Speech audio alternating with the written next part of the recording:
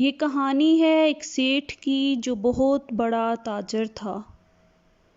اسے اللہ تعالیٰ نے بہت ساری دولت اور زندگی کی ہر نعمت سے نوازا تھا۔ وہ اپنی فیملی کے ساتھ ایک بہت بڑے بنگلے میں رہتا تھا۔ بس ایک ہی برائی تھی کہ اتنی دولت اور عیش و عشرت نے اس کو بہت مغرور کر دیا تھا۔ وہ غریبوں کی مدد کرنا تو درکنار، ان سے بات کرنا تک گوارا نہیں کرتا تھا۔ ایک دن صبح سویرے سیٹھ اپنے پالتو جانوروں کو کھانا کھلا رہا تھا کہ دروازے پر دستک ہوئی۔ چوکیدار چھٹی پر تھا، اس لیے مجبوراً اس کو خود دروازہ کھولنے جانا پڑا۔ چوکیدار کو برا بھلا کہتے ہوئے جب اس نے دروازہ کھولا تو سامنے بہت ضعیف بزرگ کھڑے تھے۔ حلیے سے فقیر لگتے تھے۔ سیٹھ نے بہت رکھائی سے آنے کی وجہ پوچھی تو فقیر نے کہا، اللہ کے نام پر کچھ مدد کریں صاحب۔ صاحب، اللہ آپ کے رزق میں برکت دے گا۔ یہ سننا تھا کہ سیٹھ کا پارا چڑھ گیا۔ اس نے بہت بدتمیزی سے جواب دیا، میں اس لیے کماتا ہوں کہ تم جیسے کام چوروں کی مدد کروں۔ ہڑتال والے دن بھی چین نہیں ہے۔ بھیک مانگتے ہوئے شرم نہیں آتی؟ صبح سویرے سارے موڈ کا ستیہ ناش کر دیا۔ دفع ہو جاؤ یہاں سے۔ یہ سن کر بزرگ فقیر نے کہا، صاحب، غرور کا سر کبھی اٹھا نہیں رہتا۔ یاد رکھنا، اس غریب کی بد دعا ہے کہ تم رزق کے ایک ایک نوالے کو ترسو گے۔ اس نے فقیر کی بات کو سنی انسنی کرتے ہوئے دروازہ بند کر دیا۔ ابھی پلٹا ہی تھا کہ باورچی خانے سے خانسا ماں کی چیخ سنائی دی۔ وہ بھاگا۔ باورچی خانے میں داخل ہوا تو کیا دیکھتا ہے کہ خانسا ماں گرا ہوا ہے۔ اس کے اوپر چائے کی پتیلی اور فرائی پین اوندے پڑے ہیں۔ دراصل ان دنوں سیٹھ اکرم کی بیوی اپنے بیٹے کو لے کر میکے گئی ہوئی تھی، اس لیے ناشتہ خانسا ماں بنا رہا تھا کہ یہ حادثہ پیش آ گیا۔ سیٹھ نہ چاہتے ہوئے بھی خانسا ماں کو اٹھایا اور قریبی کلینک لے گیا۔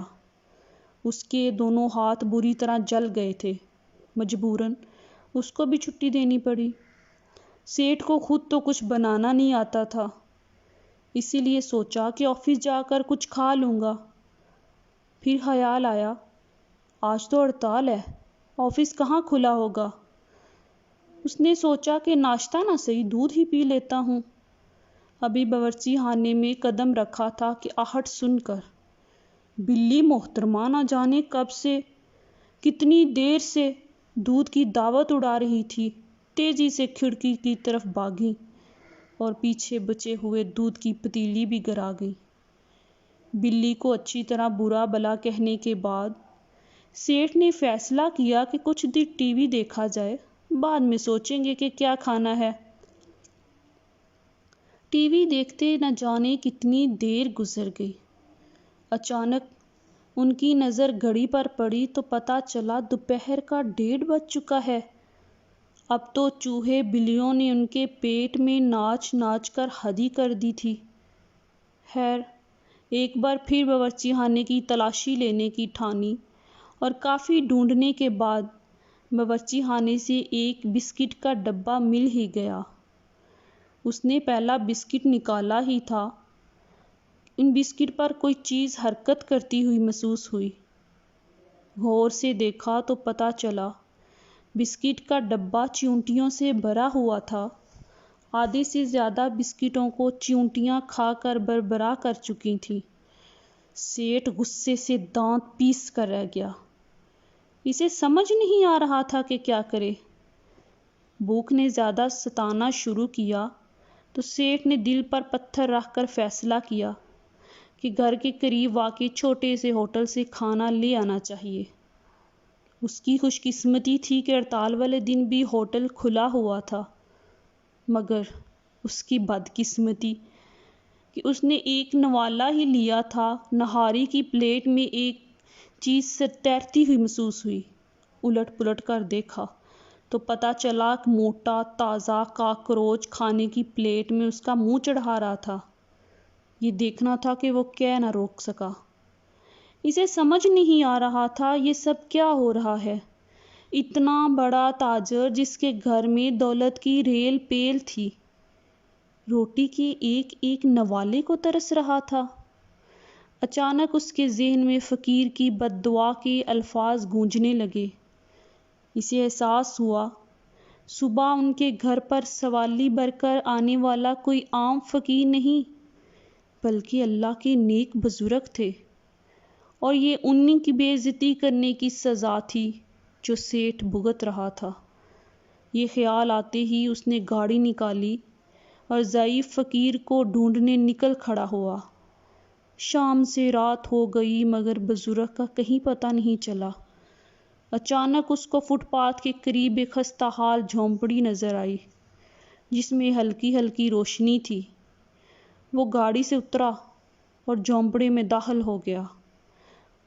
اس کی حیرت کی انتہا نہ رہی کیونکہ جھونپڑی میں وہی بزرگ عبادت کر رہے تھے جس کو سیٹھ اکرم نے صبح دیکھا تھا۔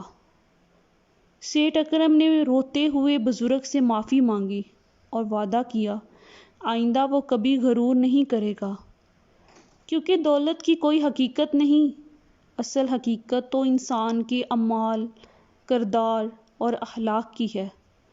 بزرگ نے شفقت سے اس کے سر پر ہاتھ پھیرا اور پاس رکھی کپڑے کی چھوٹی سی گٹھڑی سیٹھ کو دی۔